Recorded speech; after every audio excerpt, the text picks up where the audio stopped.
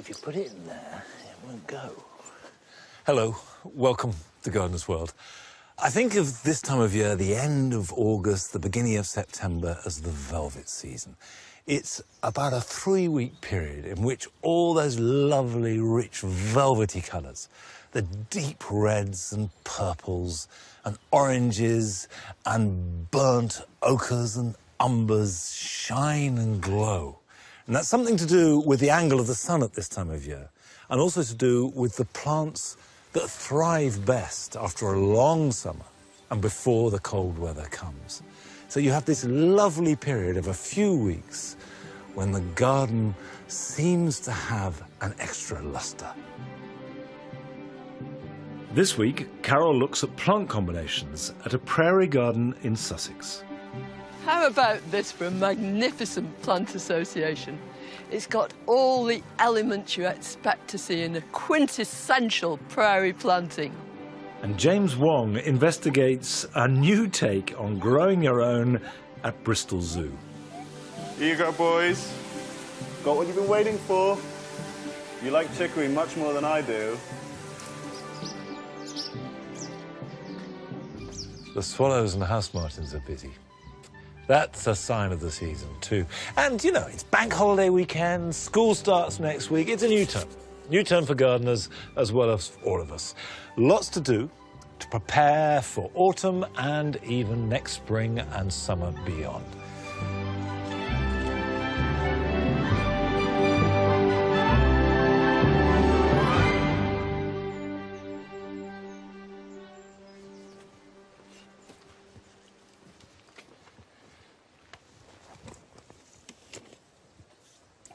The dry garden hasn't really liked this summer.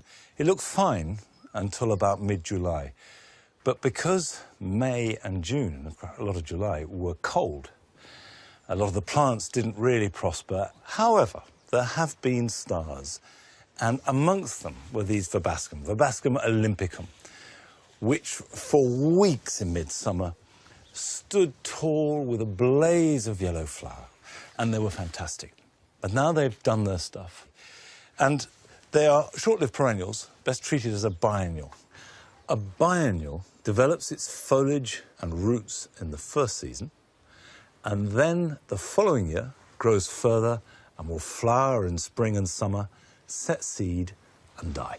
So, if I plant mature plants now that will flower next year, that will be great. Whereas if I just sow seed now, collect the seed from this and sow it, I won't see any of those flowers until 2017. So I want to plant a replacement batch. So I'll cut these back.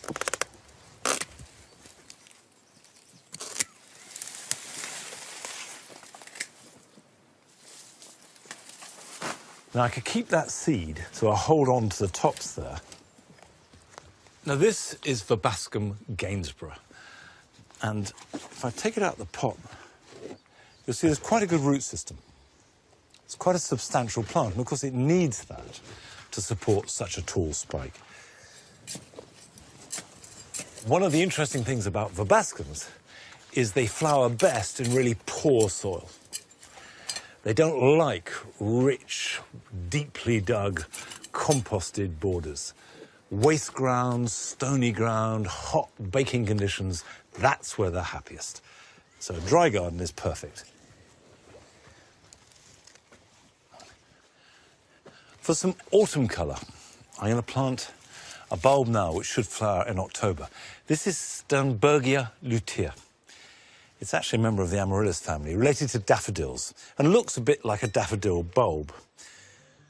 In order to flower, it needs a summer baking. So always put them somewhere maximum sun, maximum protection, and where there's some warmth that can be reflected off the ground or the wall. They also need really good drainage.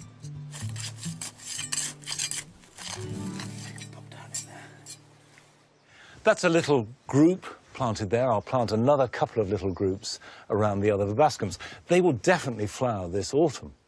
Whether they flower next year depends a lot on the weather this October, November, and even December.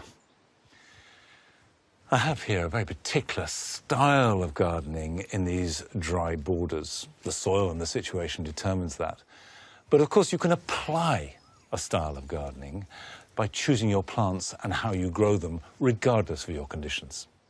And Carol has been to Sussex to see a garden where plants have been chosen and combined to achieve a very particular effect.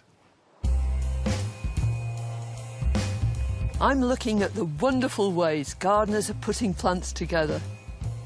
From wild and naturalistic planting to fabulous and formal, and exotic feasts for the eyes. Today I'm looking at a style of planting that's reminiscent of the wild American plains, but has its roots in Germany, where it started in an attempt to find a solution to planting up parkland in a truly modern way. In Germany, prairie planting was pioneered as an ecological solution to managing municipal parkland. They used robust plants found on the American prairies and hybridised them, creating tough varieties that were low maintenance, had a long flowering season and provided a habitat for bird and insect life. How about this for a magnificent plant association? It's got all the elements you expect to see in a quintessential prairie planting. Huge swathes of perennials, great ribbons of grasses, and all close together but planted generously. This is typical, this Helenium, of prairie plants. It's got a German name and was probably developed there. It's called Rubenkupel, but its ancestors frequented those plains, those prairies. And it's glorious with this big miscanthus running behind. And the whole thing is backed by this Eupatorium. It's Eupatorium maculatum. And I love the way in which those heads, the shape of those heads, almost cauliflower-like, is mirrored in this sedum that runs right along the base. It's absolutely beautiful. Pauline and Paul McBride built their garden on inherited farmland in 2008 and, with the help of family and friends, planted up 8 acres with more than 30,000 plants. Within 3 years, this garden was putting on a spectacular show. What's the secret, Pauline, of actually managing to keep these things upright? I mean, everything's done into attention. Well, the big secret, I think, is the fact that it's in a very open space. They've got full sun, they've got light, and they've got their friends around them, of course. And every March time, they're growing up in quite a strong wind, actually, which gives them stronger roots because they've got to struggle to survive. Looking around, you're very aware of the fact that plants are happy. Nothing's elbowing its neighbours out of the way. You know, everybody seems to get on well. They do. Most of them are finding their own space and their own relationship with their partners.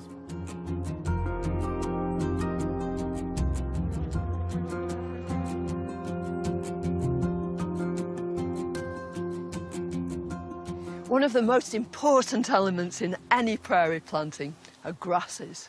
In the background is this delightful Calamagrostis. It's Karl Forster. And he was the German grower who popularised grasses and introduced so many wonderful ones that we can grow in our gardens.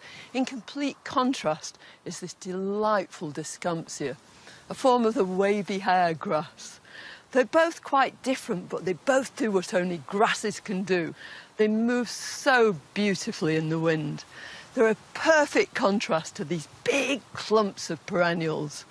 Things like Calamaris, lovely daisies, or even the phlox in the background that you can glimpse through those waving stems, right the way through to these stiff spikes of the Liatris, so proud in the foreground of this beautiful planting. Prairie planting is an easy-going sort of discipline. Here's a perfect example. The Echinacea, both white and pink, have been planted deliberately for this corner. But into them has seeded this Verbascum Chakesii album. It's the perfect match. It's actually got pink and white flowers. But if you accept that whole principle, that you can allow plants to do wonderful things, then you get all sorts of exciting effects.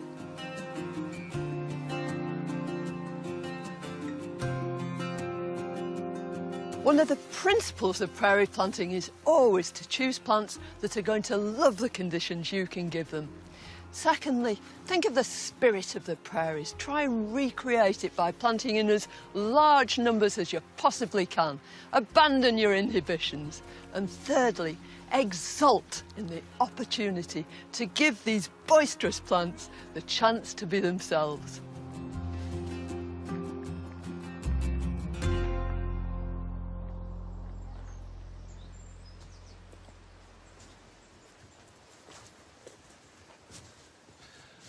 Sussex Prairie Gardens are an RHS partner garden, and you can go along and visit them. If you go to our website, you'll get the details of when they're open and how to get there. And my own grass borders here at Longmeadow are one of my favourite parts of the garden. I often come here and stand and look and, importantly, listen, because, of course, grasses make the most wonderful sound. And what I particularly love about them is the combination of structure, a real sense of volume and substance, with lightness of touch and elegance, and no other planting does that. And of course, you can add colour. We've got Kniphoffias ruperi, which is flowering at the moment really vibrantly. And even when Kniphoffias aren't flowering, the foliage, this is Uvaria, works in brilliantly well with grasses. And one tip, if you're not used to growing grasses, start out with Miscanthus. They're very adaptable, easy to grow, and they look fantastic.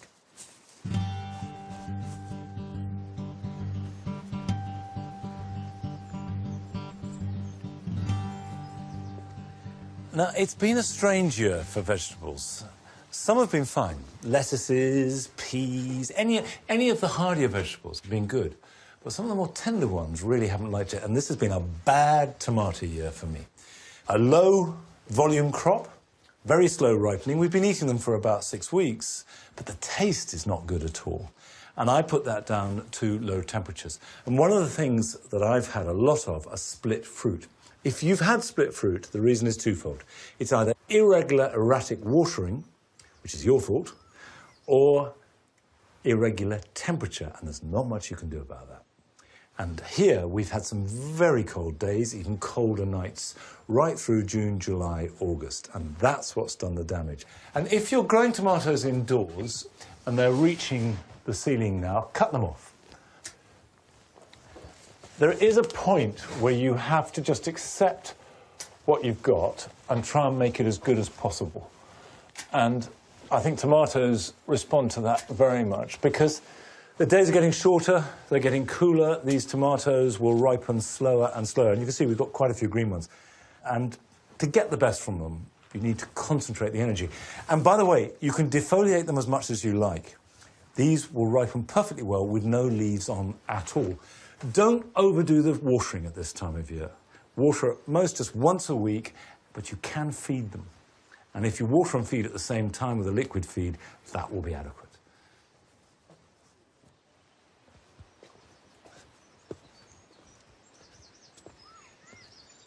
An awful lot of people grow tomatoes, well or otherwise, and they're one of the most popular vegetables, albeit being a fruit, that there are.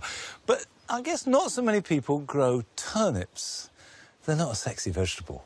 That's a shame, because turnips can be really delicious, and it's not too late to sow some now. And then you can harvest them later in autumn, through winter, and into next spring. I've got snowball, and I'm going to sow this patch of ground where peas were before. And I just plant them in rows. I use boards always, because they're easy to tread on, as well as give a spacing. So make a rill along the edge of a board or a string. And the secret of enjoying turnips is not to eat them too big. Pull them when they're golf ball size. Then you cook them whole, add a little bit of butter to the pan, glaze them, maybe a touch of sugar to caramelise them, and they're absolutely delicious. They have a real sweetness and that slight cabbagey tang, which doesn't sound great, but actually adds texture to them. They're lovely. And if you're used to growing vegetables, you'll recognise the seed as being quite similar to rocket, to cabbage. They're brassicas, and they're part of that family.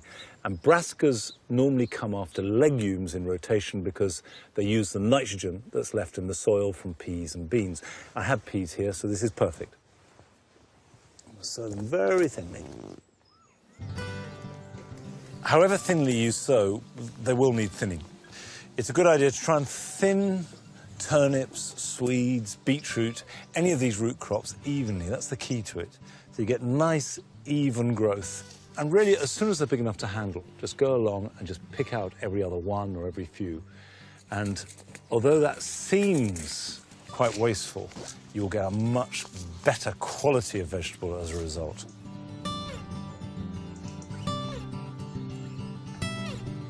Just cover the rows lightly to protect them. And then, of course, always label and mark where you've sown. Not least so that if weeds grow, you'll know that a line of fresh young seedlings are your turnips, whereas rather more erratic seedlings are going to be weeds, and you can weed them from day one. Those will germinate and grow. They'll be quite small as they go into autumn, but they're hardy. And they will stand throughout winter. You can harvest them as you need them, just pulling them from the soil right through into next spring. No trouble at all. That's easy. I'm pretty sure that I'll be successful with my turnips, but I haven't been quite so successful with my grapes.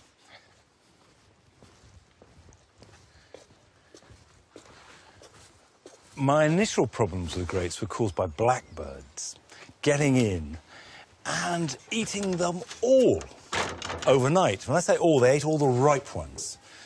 So I left the green ones to ripen, and the wasps have found them. And boy, do they love a grape. They're completely obsessed by it. They're in a great frenzy. Hundreds of the things. And of course, it makes it really difficult to harvest them. Probably pick 6 bunches in all, and that's it.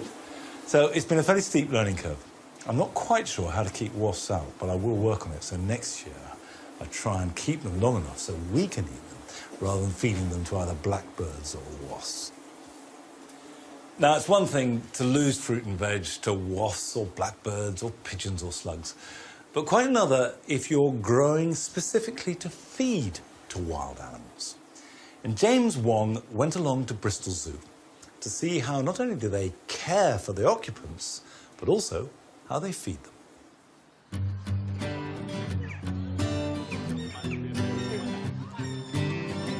Not only do gardeners at zoos create amazing enclosures like this, using plants to provide shade and shelter, which encourages natural behaviour, here at Bristol Zoo, they're also enriching the animals' lives by growing their own food. With everything from flamingos to western lowland gorillas and invertebrates too, homegrown extras ensure the animals have a full and varied diet. It's the things that we can't get hold of very easily that we'll try to grow here.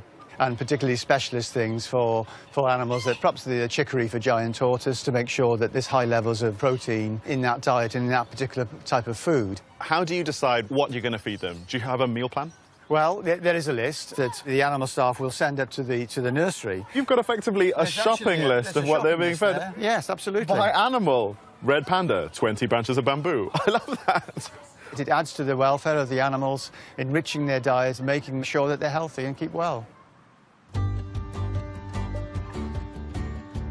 With that shopping list in mind, I've come to meet head horticulturist Eddie Mole to help him gather up some food from the zoo's nursery site, Wild Place. Eddie, I wondered what a giant animal allotment would look like, and, well, just like every other allotment, what are you picking? Well, this is chicory for the giant tortoises. So this isn't chicory as you'd recognise it from a greengrocer's. We normally would grow it for young, tender shoots. That's right. And this is way past flowering, absolutely covered with thick, fibrous growth. This would be last year's crop that we've just left there, and this is the second year of use for it. More fibre, potentially more nutrients, better for animals. They love it. What we're trying to do is enrich the diet of the animals, so therefore a little bit of a lot of different things, all freshly produced. Goodness me, radicchio, Thai basil I've seen, chard. Yeah. You've got such a jungle of sunflowers here. Yeah. What eats these? parrots and birds and lots of things like eating the seeds and picking the seed heads out.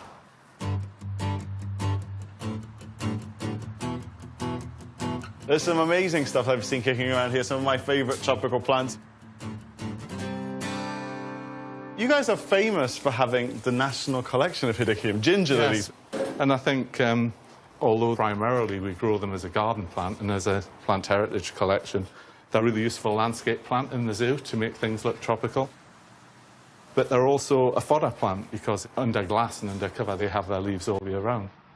It doesn't affect the plant because they're rhizomes, so they just shoot again, providing we don't crop them too heavily. So it's secondary use for if you're doing pruning, instead of having to compost it, you can enrich animals' diets. It is, yeah. Incredibly useful plant, really. Wheelbarrow full, it's feeding time at the zoo.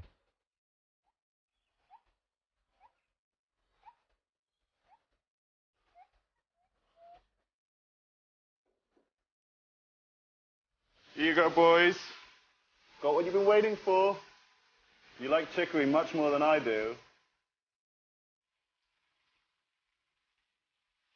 Right, I'm cornered and running out of food, so I'll leave you guys to it.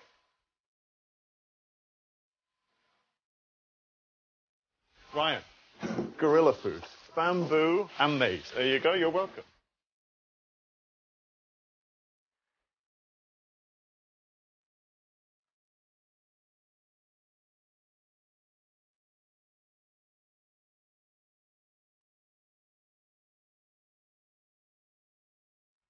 Well, it's the last stop on the feeding trail.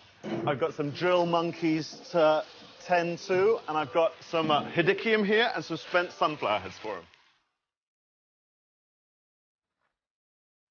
It's so weird to be on the other side of the glass. Yes, yeah, not many people get to see this. Yeah, what a privilege. We try and spread it far and wide, you know, but we want to make sure that everyone gets their fair share. I know all of these plants as, like, common garden plants. You'd never think that you'd be growing this for animal feed. Oh, they love all of it. Anything that's different. They'll spend ages picking through the sunflower heads. It keeps them stimulated, and obviously it's good for them.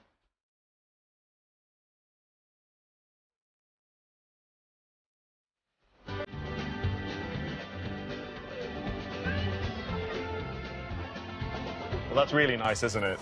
You cut down the national collection of Hedychium to feed to zoo animals, and well, they eat everything else. There's one up there with a stand of corn. There's a big guy over here coming up with some sunflower spent heads. You know, maybe they're saving the best till last.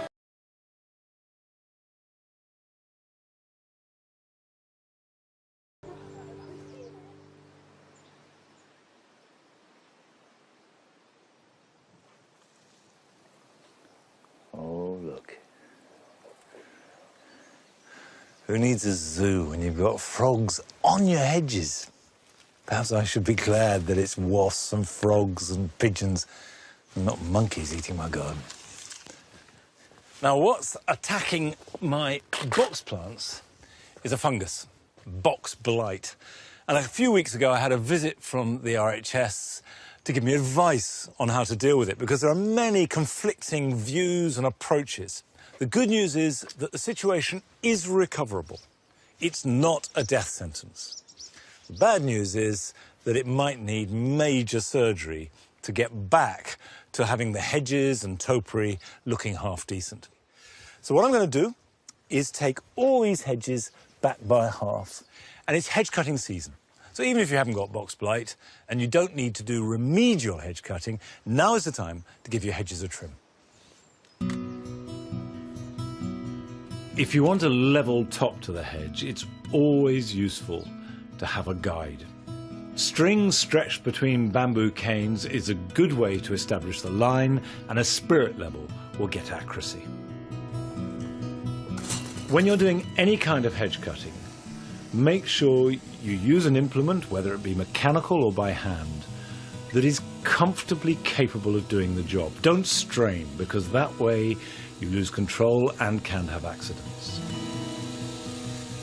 Make sure the top is narrower than the bottom. This is called establishing a batter, which is essentially a slope so that the bottom of the hedge gets plenty of light. I'm removing the thicker stems with secateurs to make sure there is no dead wood and maximum light can reach the new shoots. There are two things I have to do now. The first is to disinfect any implements I use. This is simply a spray of disinfectant. If you're really worried about spreading blight, don't use the same shears, hedge cutters, secateurs, whatever it might be, on blight and non-blight affected material. Keep them completely separate. All I'm doing is a little bit of basic hygiene. And then the second thing is to clear up scrupulously. Every scrap, put it into a barrow, or if you're worried about it blowing around, into bags, and then either burn it or bin it. And by binning it, seal it in bags and have it taken away. And then let's hope. And I feel in my bones that this may come good. Okay, this is a big job. It's going to take me more than just this weekend to do it. But here are some other things you can do and finish this weekend. Now is the last chance to sow salad crops for winter and early spring harvesting.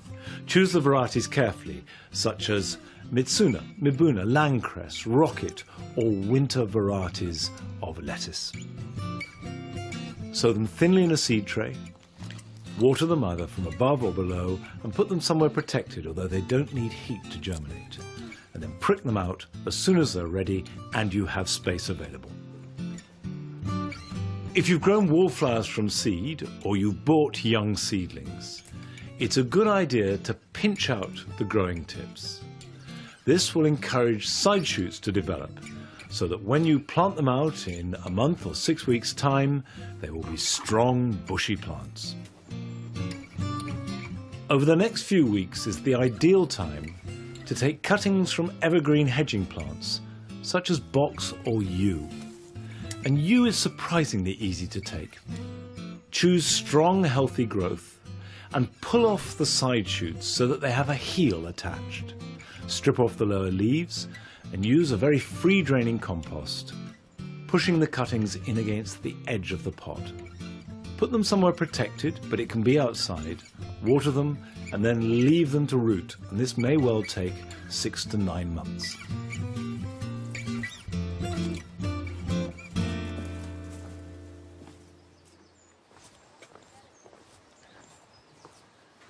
It's strange, you think of figs being part of a baking Mediterranean summer and that you need a hot summer for them to ripen. Not true, actually. This has been a cold, rather grey summer, and yet the figs are fantastic and ripening fast. This is a variety called brown turkey, and you can tell when they're ripe because they hang down. And if you just put your finger there and lift it up, it comes away in your hand. And that is ripe and ready to eat. I like them raw like this. Can't beat them. Try a bit of fig? Not sure he likes it. Oh well, all more for those that do. That's it for today. I'll see you next month in September. There's a thought. But it's only next Friday. Till then, bye-bye.